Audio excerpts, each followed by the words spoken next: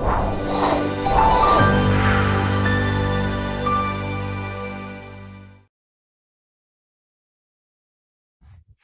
again, everybody. I'm Jamie Allison, and this is the Big Idea, Big Moves podcast. This is the destination for high performers. We talk to people from different fields of expertise, different genres, just people doing really cool things in their space. So we've talked to lots of athletes, we talk to CEOs, we talk to entrepreneurs, sometimes scientists, just people doing really neat things that we can take bits and pieces away from their journeys and some of the things that they're able to provide in our interviews and apply them in our own lives. So I know I have kind of one of those guests today. Really excited to get into that.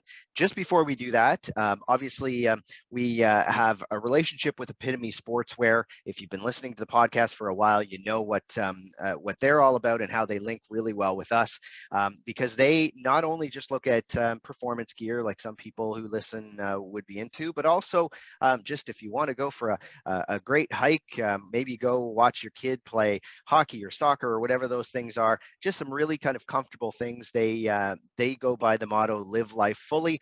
That's all about what we talk about here on Big Idea, Big Moves. The other thing that is really cool about them as well is that they feel that it's important to give back to the communities that they serve, and they're working to impact the inequities in opportunity for girls and women in sport.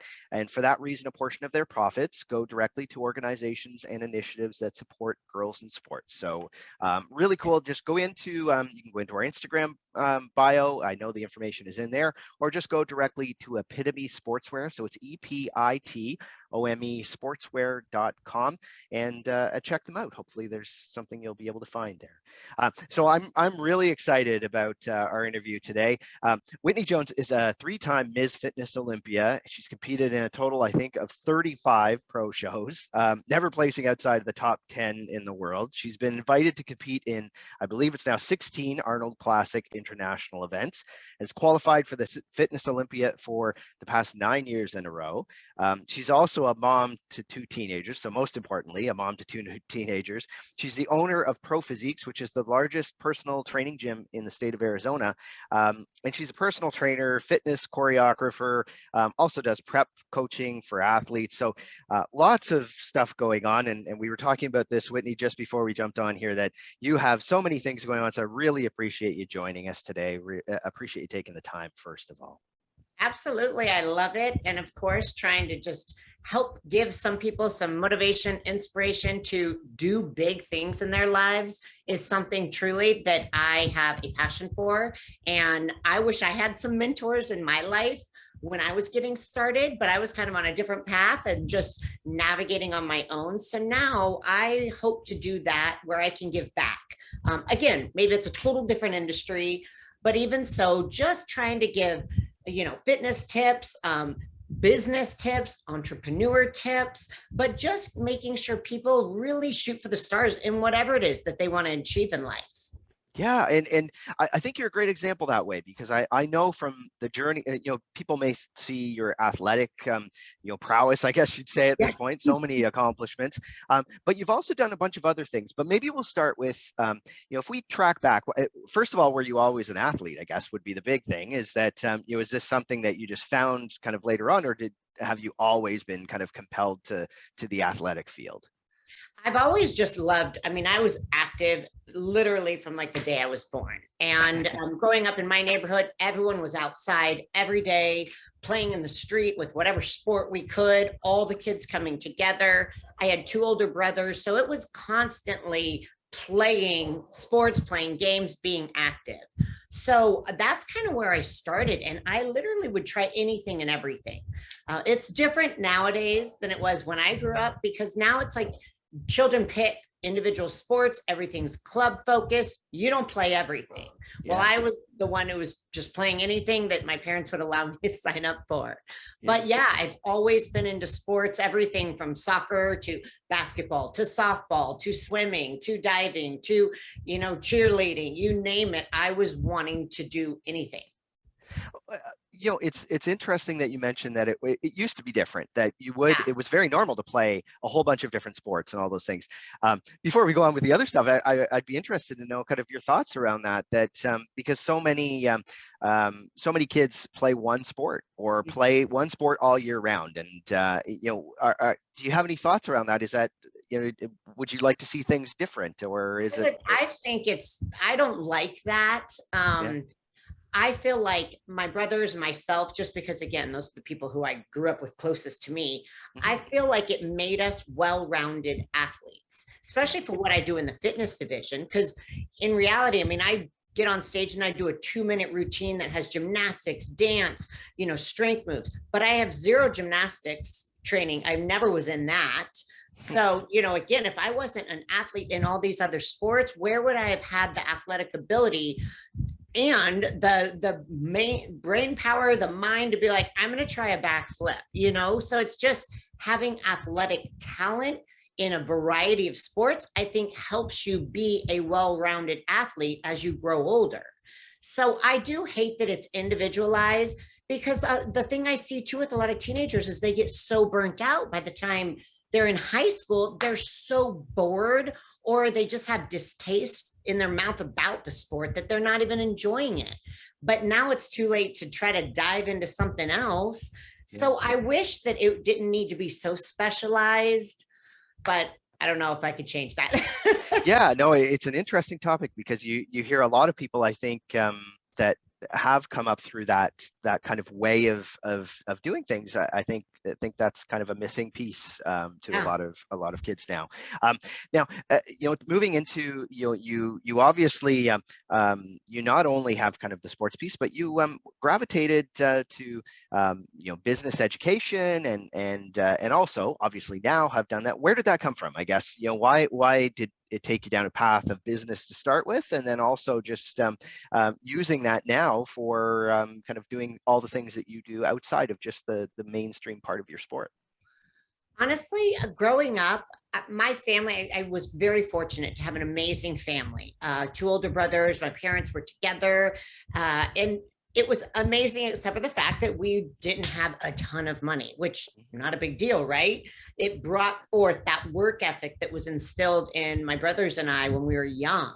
So I actually started businesses when I was in elementary school and loved it. Loved the ability to come up with, a business idea and then have to sell it and get people to need the service. So my first business was car washing, and I would take my wagon with this vacuum and all my bucket and supplies and hose, and would go around the neighborhood and wash cars. Probably did a horrible job, but I worked on my sales pitch, and the neighbors would, kind of give me their money, even though I guarantee the cars were not great. But it was cheap. I can't remember what I charged. It would take me forever. But it's almost like, I think as an adult too, you see these kids who are really trying, and it's not just wanting a handout. But I loved at the end of the day, because I had a route and I would do it all summer long. So every summer I did my own jobs, and I would come up with something, and it kind of lit my fire. So I always knew I wanted to be an entrepreneur, didn't know exactly what, but went to school, went to college, got my business degree, was trying to just live the normal corporate life, which Yep. I got out of that, thank goodness, and got into the fitness realm. But literally just said, wait till you have an idea or something sparks me that goes, that's it. And that happened right before, actually it was, I think I just turned 30. And I finally was like, this is it. I'm going to open up a gym. So long story short, that was my first business. I now own 5 different companies, all fitness related. But it's like, you start one, you build it up, it starts running like a fine-tuned machine. Now, what else do I want to do? So then it's like other opportunities and other ideas. It's like, okay, so I have my gym, I have an online training business, I have a fitness apparel line like athletic wear for women, I have an events production company, and we put on fitness competitions here in Arizona, and then I have a fitness app. So there are different realms all within the umbrella of fitness, because that's what I'm passionate about. But it's a lot of fun. And once you've started a business and you've gone through the ringer with making mistakes and, learning a lot of hard lessons, you then have the courage, and it's a lot easier to start the next business and then the next business. But the goal is you just got to start. What was the most difficult thing for you to learn? Like, was there something kind of as you've gone through this that it was like, if you were telling somebody who's just taking the leap into building your own business or building your own gym or whatever it happens to be, was there something that you found the most difficult or the biggest lesson so far? Great question. I would say the biggest lesson for any new business owner is you need to grow strategically. A lot of times, we were fortunate that we started doing really well in a very bad economy, but we started very small. I'm talking very small. But the idea was, let's not get in over our heads because we need to grow strategically. But a lot of times as a new entrepreneur, and one of my previous jobs, I worked for an ad agency where I helped businesses start up. So I saw firsthand from the backside that you got to grow strategically. So I saw how people did it wrong. But even seeing that and then being in it myself, there were times it's like, oh gosh, we can expand, we can grow, we can add more staff. You've got to not get excited. You've got to stick to your plan. You've got to grow strategically and just be smart about it. Because again, if you see success fast, that's a great thing. Do not let it cloud your judgment where you're just trying to do too much too fast. You need to be able to pay off debts, pay off loans, get your money back, put it back into the business, and do it in the smart way. And you mentioned it there, that because you had that experience from your corporate world of kind of PR and marketing and some of those things. How has that obviously helped you in figuring out how to be strategic, but how has even just the genre of being in marketing PR, sometimes that's a gap for a lot of people in your industry, like in fitness and some of those things. How did that help you in being able to maybe do something that made you stand out in the market? It was huge. I mean, it was a huge part of why we were successful. A lot of the stuff that I saw when I worked for the ad agency with all the marketing strategies was how well grassroots marketing worked, meaning you're doing stuff unconventional. You're not trying to just mix in with the mass messages that are out there. Again, as a small gym, when we started, you utilize your network. You try to grow within the people who already support you, love you, believe in you, and you use them to help. And then you try to just stand out and do stuff that nobody else is doing. Standing on a corner and being like, hey, you want a free session? Come on over. The gym is right over here. Within the next 3 days, if you stop in, I'll give you a free session. I'll give you a nutrition consult. It's hard to say no to free. But sometimes you've got to be bold enough to put yourself out there. You got to get some thick skin, but that's all free marketing. So again, starting small, I didn't have this massive marketing budget, but I'd seen so many cool things that people just want to be happy, right? No matter what. People want to work with and give business to people who they enjoy, who make them smile, who make them laugh. If you have a personality, use it. You will be successful. If you're not shy, use it.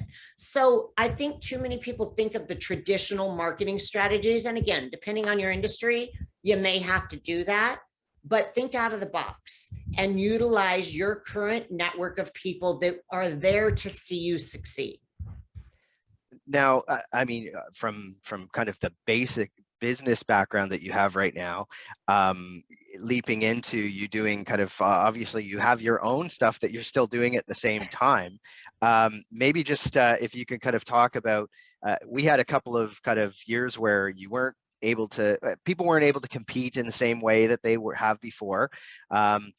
December, you were kind of jumping into something that, I mean, obviously you've been very used to it, but I'm sure the preparation was probably pretty different because of COVID and all of those things. Tell us about that, about what that was like to kind of, be able to be successful and still be going through some of those things that everybody else was going through at the time. You mean in regards to competing? Yeah.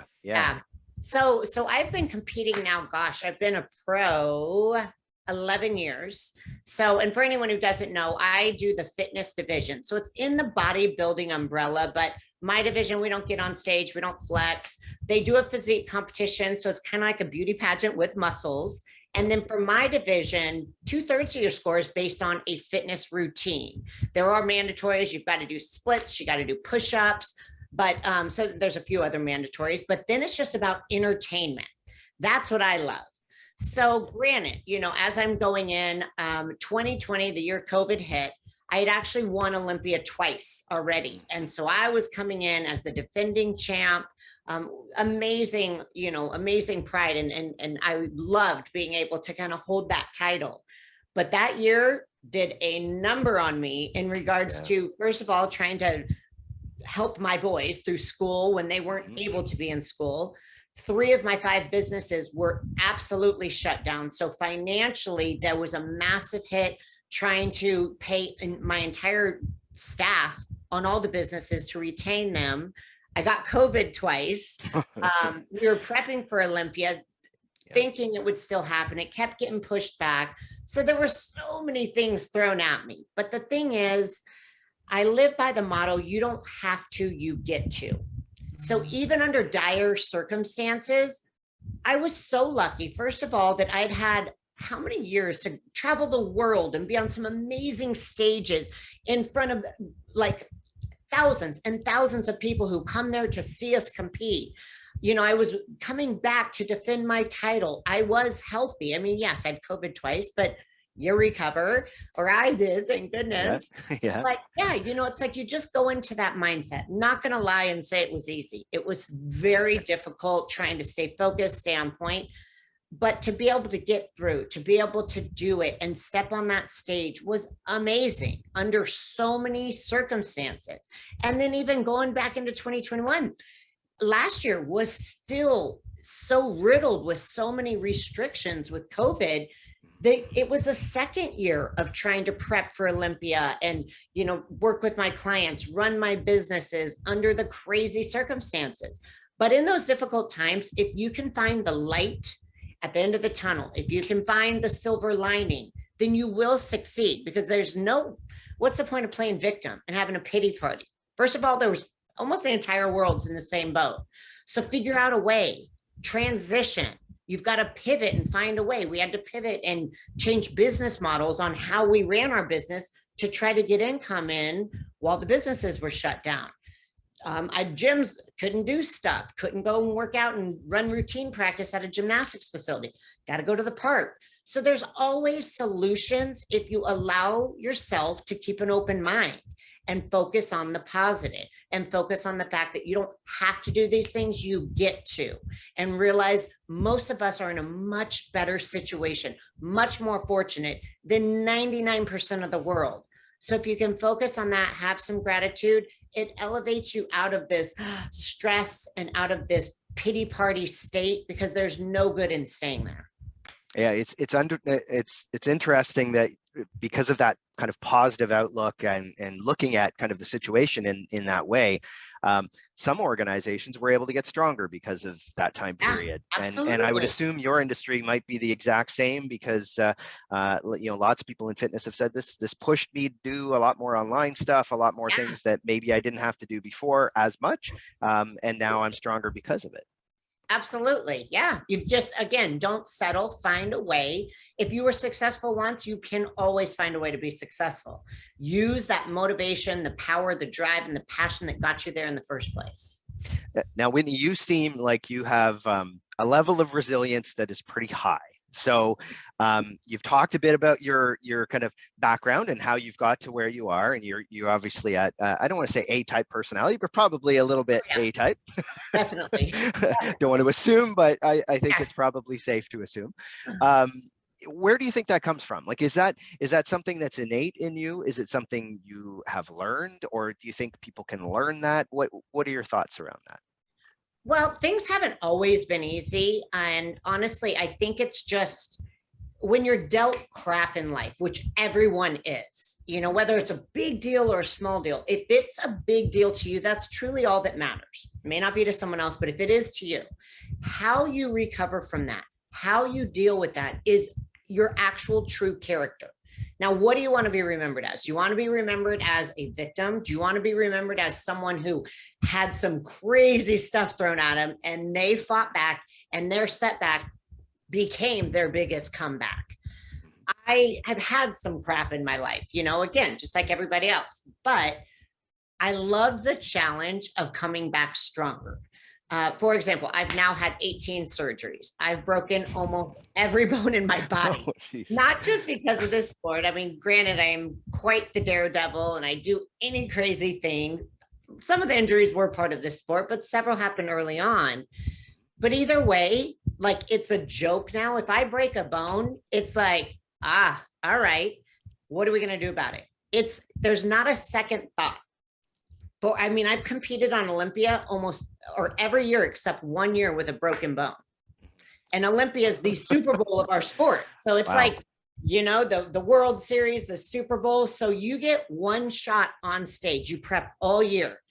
And sadly, injuries happen. Of course, as you're in our division, it's very, very common. But I've never sat there and gone, oh, I broke something, I'm pulling out of a competition. I find a way to modify my routine. I tore my ACL. I didn't have one leg. So I basically came up with a one-legged routine. Like again, shoulder, tore my rotator cuff, my labrum. I've had a broken rib. I broke my neck. I mean, there's crazy, crazy things. But now it's just a matter of, hey, I got this. Injuries are temporary. So that's something that I know for me, you can't allow that to take you down. It's going to be fine. You just got to get through these next couple of weeks. Now, granted, I think because I've been through so many injuries, I can handle it better.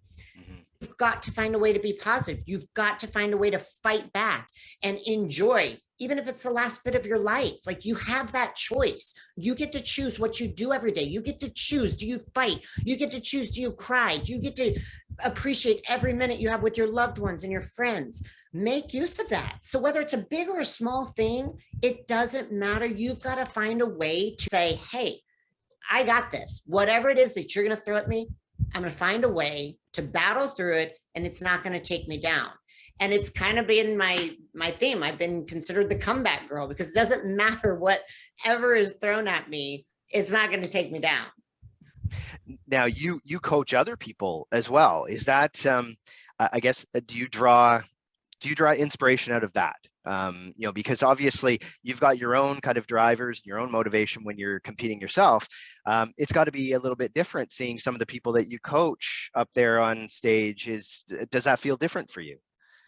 I mean, I love it. There's so much joy in helping others achieve their dreams. That's why I got in this industry in the first place. And then for me, I just feel like being an IFBB pro athlete, I've had some crazy fun experiences. Like I said, traveling the world, being on some of the biggest stages in the world, meeting some incredible people, famous people, athletes. I want my clients to experience all the good fortune that I have. If I can help them get to that point, if I can help them get to the Arnold stage, the Olympia stage, or even just get the pro status, whatever it is, there's just a lot of pride in it. And I love it. I mean, even at the pro level, I compete on stage with some of the clients that I prep. I do the choreography for their routine. I diet them. I do their workouts. And people say, isn't that kind of odd? Like you're competing against your own coach. But if they beat me, I've won. I'm their coach. I played a role in that. So, and then again, I will say in my division, it's super subjective. I coach a bunch of athletes. I do their choreography in areas they're totally different. They can do skills I could never do. I do skills they could never do. So in a way, you're comparing apples to oranges, and it's whatever the judges like on that given day. So, I think it's amazing. I love to do shows with my athletes. It's 10 times more fun.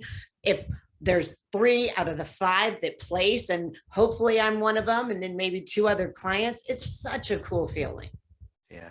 And is it what is the atmosphere like at those? Is it a very collegial atmosphere, or is it different if like collegial within your team and maybe not so much the rest of it?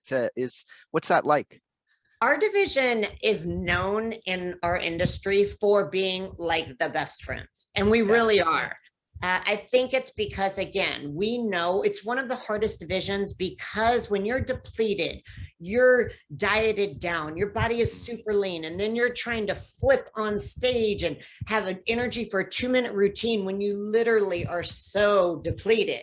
yeah. And you're trying to, jump 5 feet off the stage and do these crazy skills.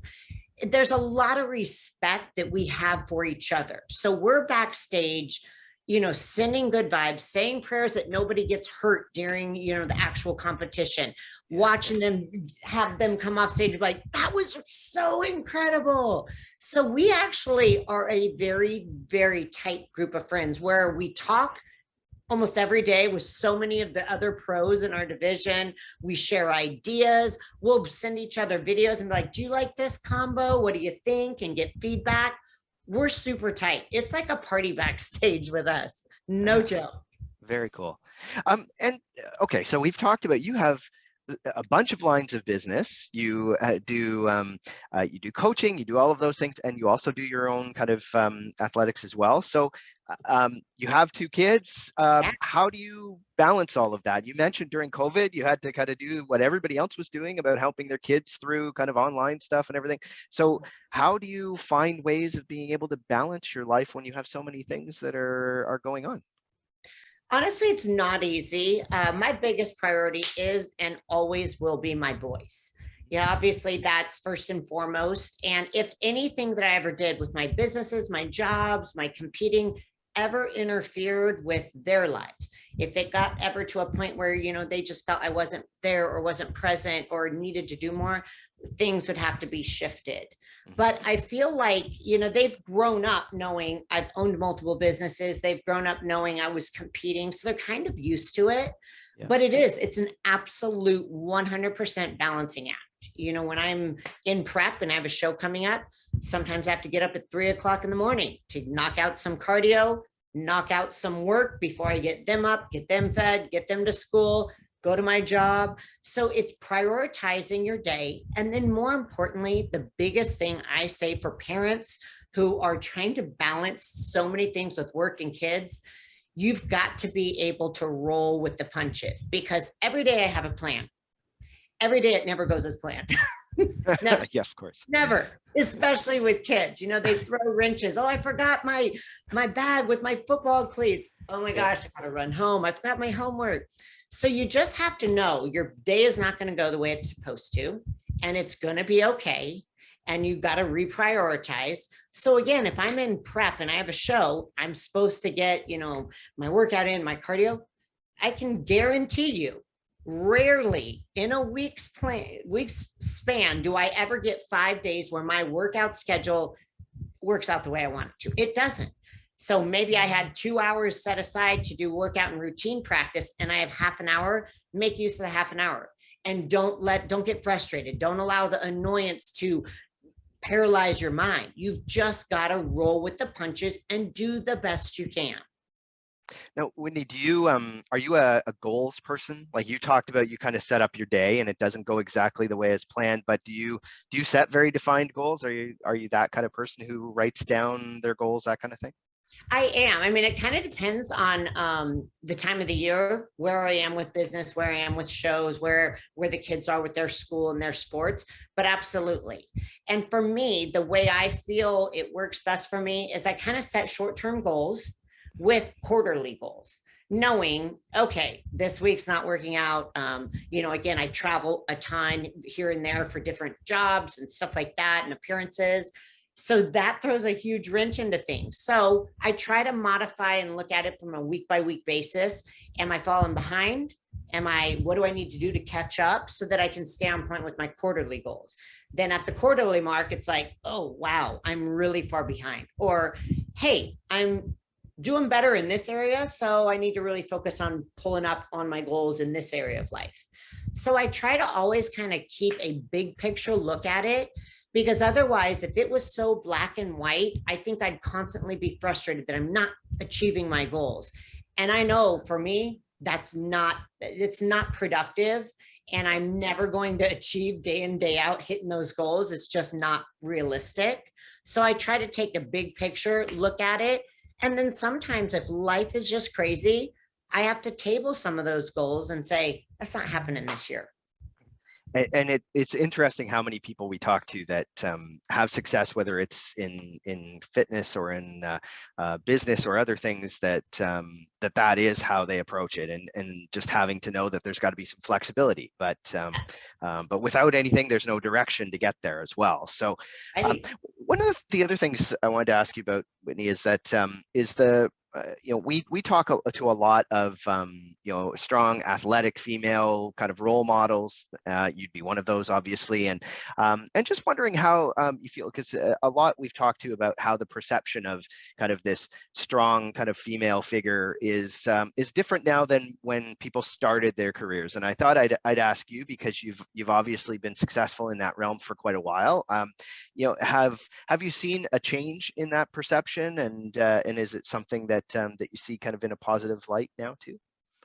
Yes, I do. I mean, it's definitely changed. Like I said, I've been in this sport of competing for 11 years now. Mm-hmm. When I first started, even I was just skinny fat. I didn't have a lot of muscle. I was doing endurance events, so I just kind of was like a wet noodle. Yeah. I started putting on some muscle. Now, granted, I was a pipsqueak with some muscle, but it was crazy how much judgment I received. And I was shocked, because here I'm doing something healthy. In order to put on muscle like that, you have to eat a lot of food. So I'm far from starving myself. I'm being healthy. I'm being active. But I just was not even expecting the amount of judgment. Oh my gosh, you look like a man. Oh, wow, you're just so ugly. Why would you want muscle like that? And it's like, wow. But you know what? You get thick skin from it, and eventually you can brush that off. But then also, I think it was just stigma from women and men, where they're like, what is this woman doing? What is she trying to achieve? Who's she trying to prove a point with? But times have changed. I mean, you're seeing high-powered CEOs that are women who are running amazing families. They're having a blast on vacation. They have all these hobbies. And then they're this legit businesswoman. It's not uncommon anymore. So at least in athletics now, they're seeing that it's not a bad thing to be a strong, powerful woman. I have 2 boys, but if I had daughters, I would want to raise them to be in that mindset that no one will ever tell me no. If I want to try something, I'm going to try it. If I don't like it, move on. But I would want them to dictate their own lives and not allow society, not allow outside perspectives to dictate that. Now, granted, I definitely dictate that with my boys, but I do think it's easier. Women do have that disadvantage. And even now, getting out and about and my physique, I get way less judgment. I think it's just more accepted that, women are going after what they want, and they're not just living in this, oh, is this not the norm? I don't ever want to be normal. I'll tell you that right now, in every aspect. So I think people are accepting of it a lot more in regards to business, athletics, life, personalities. And I think it's a good thing. I think we still have a long way to go. And I truly think there's a lot as women, adult women, that we need to do to inspire and motivate the younger women growing up, dealing with social media, the idea of you've got to be perfect. You've got to present this picture perfect world to everyone that's out there, even though you want to be relatable by being who you are. I just think there's a lot that we need to do to help our younger generation, women and men. I think some of the things you just said are, hopefully lots of people heard that and kind of keep that message going, because I think that's that's fantastic. One of the things that you've done, and I think a lot of people probably would might find a little bit scary, is you talked about you used to be in kind of that corporate type of role, and before you kind of jumped in, and I think you said around 30 was when you decided to do kind of that piece, and so that's a big move for a lot of people. A lot of people think, okay, I've got this kind of either a stability in some ways, but it's maybe not what I really want to do, or I found something I'm more passionate about doing. we always ask every guest to have a couple of kind of tangible things that people could do. And I think people listening would probably be interested in knowing your thoughts on maybe a couple of tips if people have something that they feel they want to make a change in, or maybe want to move ahead with something like that. Do you have a couple of tips as to how they might kind of approach that type of decision?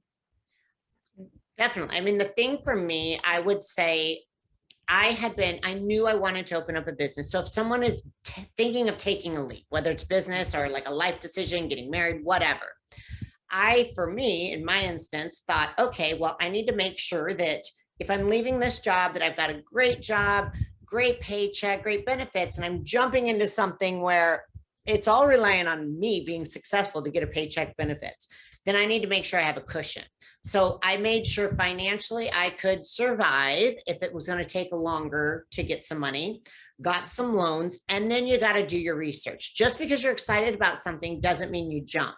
So you've got to make sure there's a good foundation for success. Then if in your heart you are excited about it and you literally wake up each morning and you're excited to keep pursuing that goal and working towards making it happen, then you know you're on the right track.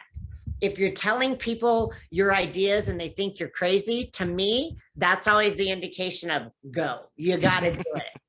So, but again, it is scary. It's easier to say it than to do it. But if you know that you have something to fall back on and you're not putting all 100% of your eggs in one basket, it takes some of that risk down. When I left my job, I left on good terms in case I needed to go back. I made sure I had some money in the bank in case I needed to utilize it. But at what point do you jump? I never wanted to live the what if life. So I figured I'm young, 30. If it doesn't work out, then I go back and then I try again. So you have to be strategic in when you do take that risk. But I say do it. I say always do it, because those people who are successful did not get there without taking a leap of faith, without risks. Yeah, I mean, I guess a few people could have some just random luck, but that's not the case for most people. You've got to take a risk. So make sure you have a stable foundation and then go, because when you do put all your effort into one direction, to me, I thought, okay, it's on me. I have to succeed. I liked that pressure to go. I get to control whether or not this is successful or not. I need to be smart about it. I know I have a good foundation. Now I just got to work. And I knew what I was capable of with my work ethic. So I knew it was just going to be a matter of time before it was successful. I just needed to have a cushion in case it took longer than I expected. And coming from, I mean, I did a similar thing, and you know, if you do find out that later you don't work any less, but you have more control, I think, a little bit of your time, and that to me is probably worth it right there. So, so you've said you set some goals and things like that. What are some of the things coming up for you for the next little while? Do you have any kind of big aims for the second half of the year? I do. So right now, I'm writing a book and I'm working with the publishing company. So that should be, it's way harder than I expected. Oh my gosh, yep. It's taken a long time, but I'm excited about that. It's called The Power of Fearless. And it's about, you know, kind of a lot of the stuff we talked about, turning your setbacks into your biggest comeback in business and in life. So that's should be out before the end of the year. Then I'm actually starting my 6th business. It's called Empowering Legends, and it's focused on young women. It's retreats where they come. It's a 3-day event in different areas of the country. It helps them kind of discover where's their passion, where's their heart, what do they want to, what goals do they have? We incorporate all sorts of things from, you know, health and fitness to mindset to business strategies to squashing the idea that you got to be perfect. So it encompasses everything that young women are dealing with so that we can build strong, powerful women who are living the life for them and not anyone else. So that should be launching, our retreat should be launching in 2023. That's the goal. So those are my 2 big projects right now. Spending time with my boys. This year I decided I'm pulling back so much from work and I'm going to enjoy time with friends and family. So we've got a few more trips planned for the year. And then, of course, prepping Olympias in December this year. So that's going to get underway pretty soon here too. So lots going on. The Whitney Jones Classic, which is it's the largest competition for NPC athletes here in Arizona. That's October 29th. So we've got so much going on. Wow, a lot going on. And we'll have to have you on again after you, when you go to launch your book, because we'd love to, it sounds like you've got some great stuff in there and that I know people will want to. If people are following you and want to see more about and kind of make sure they get the dates for these things as they come up, what are some of the best ways to do that, Whitney? Instagram is probably the most utilized social media platform I'm making use of on a daily basis. And it's Whitney Jones, so WHITNEY Jones, JONES _IFBB Pro. And then my website is fitwithjones.com. And again, you can kind of find different ways to reach me, social media platforms, all sorts of stuff, links to show, my apparel, all sorts of stuff. Awesome. Well, and what we'll do to anybody listening is if you didn't catch those, we'll put them in the show notes so you can click through to those and go right to those sites. We'll make sure there's lots of great stuff on there, and it sounds like lots to come. So that's awesome. If you haven't hit subscribe on the podcast, do that right now. We have great people every week, just like Whitney. And again, I know you have lots going on, and I really appreciate you taking the time with us, Whitney. This was fantastic. I had a blast and honored to be a guest. I appreciate it. You guys are doing some great things. Well, thank you very much. And to everybody else, we'll talk again on Big Idea, Big Moves.